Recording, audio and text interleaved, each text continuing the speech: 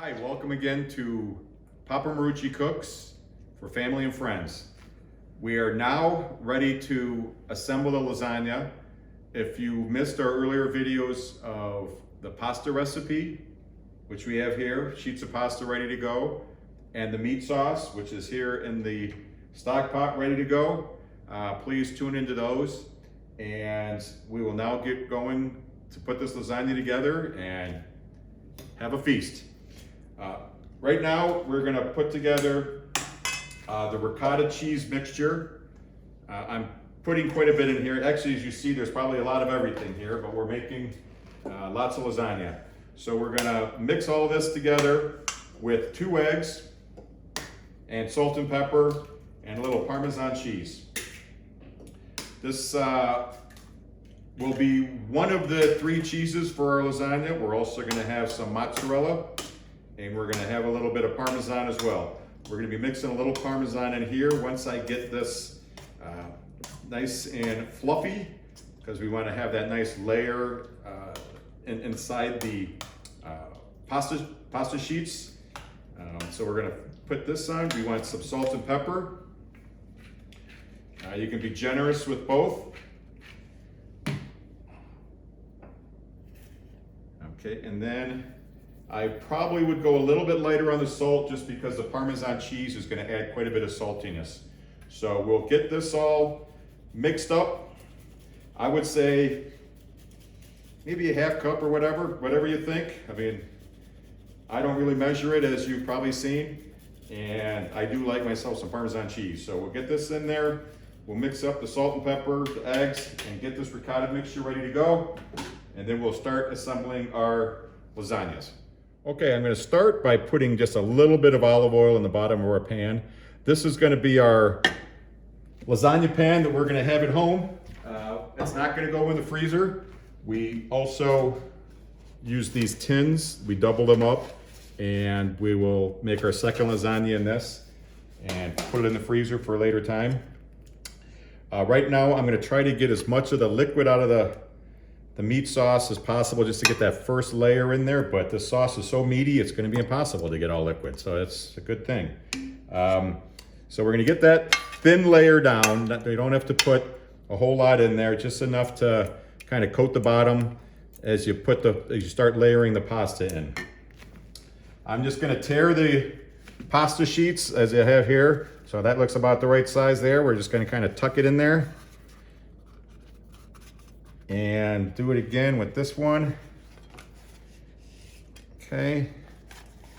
If it comes up a little bit, that's fine. Everybody likes a little baked pasta with theirs. I'm gonna follow this up with another layer of the meat sauce. Okay. Now, of course, if I was in Chicago, I would have headed down Grand Avenue and bought Italian sausage from the Italian grocers there. But since I'm in Colorado right now, we're just going with what we were able to find. I would say the same thing goes with the ricotta. If you could get some good cheese from a nice Italian store, that's the way to go. All right, so we're getting our next layer in here, and we don't have to, this obviously is a rustic dish, so we're just gonna kind of patch it together. Here I will start with a layer of the ricotta cheese. I'm trying not to get too much in the way so you can see what's going on here. So we wanna get that all in there. Try to spread it around as much as possible so everybody gets a little in every bite. And we have plenty of it. These were 2 fairly big containers. Next, I'm gonna add the mozzarella. Now the best thing, in my opinion, is to buy the big blocks of mozzarella if you can find them. Once again, here in Colorado, there's not enough Italians around to sell that stuff, so we have to buy the shredded, which certainly is fine. It works, it's easier to use, it tastes good, but I prefer, for a cost perspective, and just better taste, I think, if you buy the big block and freshly grated. All right, so there we have that first layer. I'm now going to hit it with another layer of pasta and some sauce. And we will continue to do this. So I'm gonna add the meat sauce on here. And then I'm gonna add another layer of cheese, and we'll might as well keep going.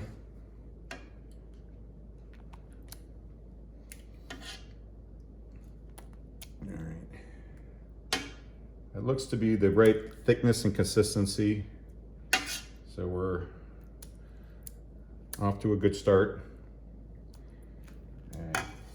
Now I'm actually going to spread the cheese mixture on top of the meat on this one.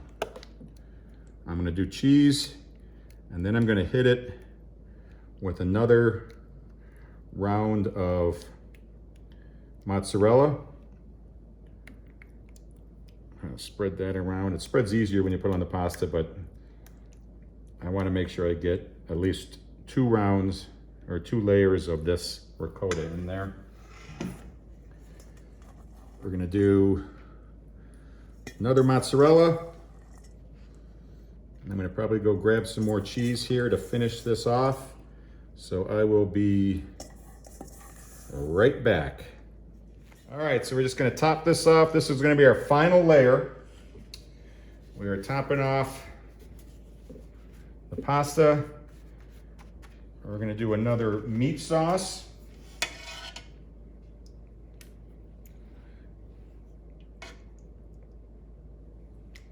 Okay, which will be then finished off with a nice big thick layer of mozzarella, which will give it that bubbly, golden, gooey, cheesy, yummy look to it when it comes out of the oven. All right, so there we go. And to finish it off, we'll put the last batch of mozzarella on there. And it's a nice thick lasagna pan, as if you can tell. It's obviously made for lasagna. Okay, just throw that on there. I'm gonna finish it off with a little more Parmesan. I know we had the Parmesan and the ricotta mixture. This will be 3 cheese, so we're gonna have a couple different meats, a few different cheeses, and we're ready to go. Okay, so I've taken the lasagna pan that we're cooking. We're gonna bake it at 350. I have the oven preset. I'm gonna first wrap this in plastic wrap. Now, it's not gonna melt on there, don't worry about it. This will just keep the aluminum foil that we're gonna do the outer wrap on from sticking onto the cheese when you go take it off and have all that deliciousness being tossed away. So we're gonna put the plastic wrap on it. We're now going to cover it with foil. And for our other one that we're also putting in the freezer, we're gonna do the same thing. We're gonna wrap it in plastic wrap, put some foil around it, maybe even give it a couple more wraps around and write down on what it is and what day it was and everything. I like cooking it in a pan like this, like I said, in case it overflows a little bit. So we are sending it in the oven right now. Holy cow, this is a lot of food. Oh! All right, I don't think I threw my back out, but there's a real good chance I may have. And we're gonna cook that now for 45 minutes. We're gonna check back at 45 minutes, and we're gonna take the top off at that point. We'll show you what it looks like at that point. We'll make a decision if we wanna leave the top off, put it back on. If it browns a little too fast once you take the wraps off, it's always nice to throw the tin foil back on, but we'll take a look at it in 45 minutes and see how we go. Okay, so after 45 minutes, we removed the wrap and allowed this to cook for another, I think it was probably around a half hour with the cover off. It got that nice color that we wanted to. achieve for this. Very important, grab your instant read thermometer, put it right in the middle there without hitting the bottom, just kind of stick in the middle. If it hits, 165, 170, you're golden.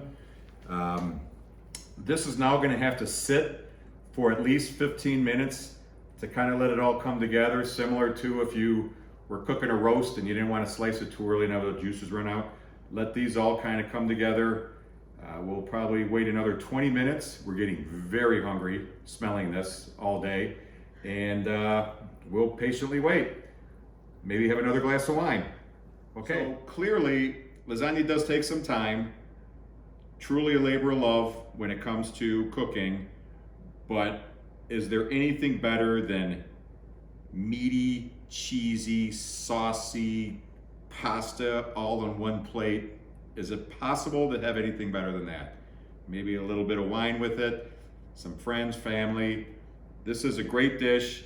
It's one of the reasons why we chose it for our early videos and recipes on papamaruccicooks.com. Please go to our website. If you like this recipe, sign up. We will be sending out new videos every 3 weeks or so. And I promise you that as you get comfortable cooking and gathering friends and family around, it'll definitely be worth every effort you put into it. So, buon appetito.